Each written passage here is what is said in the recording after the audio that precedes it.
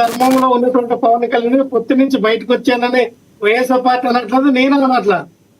కానీ నీ పార్టీ కార్యకర్తల మీద దాడి జరిగినప్పుడు స్పందించాలి కదా, ఒక స్టేట్మెంట్ ఇవ్వాలి కదా.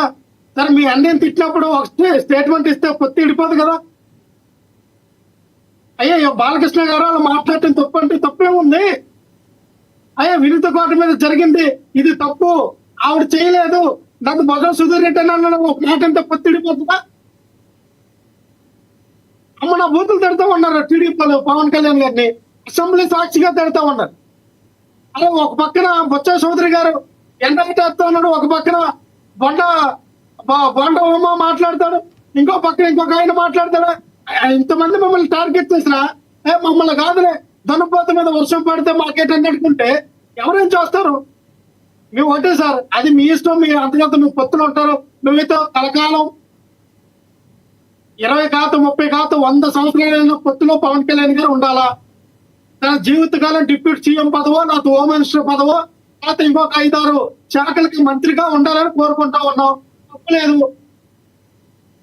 అసలు పార్టీ పెట్టింది సీఎం అవుతున్న పార్టీ పెట్టావా, మంత్రి అవుతామని పార్టీ పెట్టావా, ఎమ్మెల్యే అవుదామని పార్టీ పెట్టడం పవన్ కళ్యాణ్. పార్టీ ఎందుకు పెడతారు మీకు తెలియదు. 15 వర్గాలకి రైట్, టాపిక్ లో కంక్లూడ్ చేయండి ప్లీజ్. పవన్ కళ్యాణ్ పార్టీ దేనికి పెట్టారో ప్రజలకు తెలుసు, మీరు సపరేట్ క్వశ్చన్ సత్యం గారు ఇస్తాను సత్యం గారు అన్నదానికి నేను చెప్పా. సత్యం గారు ఆయన పార్టీ పెట్టింది అన్నం తిట్టాడనో తల్లిని తిట్టాడనో పగ తీర్చుకోవడానికి కాదు, ప్రజల కోసం అన్నారు. ప్రజల కోసం అన్నప్పుడు ఎస్ మంచి మాట అన్నారు, నేను దాని గురించి అనట్లా. ప్రజల కోసం పార్టీ పెట్టారు, ప్రజల భాగాల కోసం పార్టీ పెట్టారు అన్నప్పుడు కల్తీ మధ్య జరిగిందని బయటకు వస్తే, అదే టీడీపీ నాయకులు ముగ్గురిని పార్టీని సస్పెండ్ చేస్తే ఎందుకు ప్రశ్నించట్లా? ప్రజల కోసం పార్టీ పెట్టాడంటే పవన్ కళ్యాణ్ గారు డ్రైవర్ రాయుడు ప్రజలు కాదా? నీ సొంత కార్యకర్త, నీ సొంత నియోజకవర్గ ఇన్ఛార్జ్ మీద జరిగిన దాడిని మీరు ఎందుకు ఖండించట్లా? వాళ్ళ ప్రజలు కదా. 30,000 మంది అమ్మాయిలు తప్పడిపోయారని చెప్పి చెప్పినట్టు పవన్ కళ్యాణ్ చివరిగా చెప్పండి మీరు కంక్లూడ్ చేయండి. సార్ ఒకటి సార్, ఏదైనా ఇప్పుడున్న పరిస్థితుల్లో చంద్రబాబు నాయుడు గారిని ఢీ కొట్టడం పవన్ కళ్యాణ్ గారి వల్ల కాదు. పవన్ కళ్యాణ్ అనే వ్యక్తి చంద్రబాబు నాయుడికి ఎదురెళ్ళాడు, తెలిసేలేడు, రాజకీయాలు చేయలేడు అనే విషయం పవన్ కళ్యాణ్కి తెలుసు, అందరికి తెలుసు.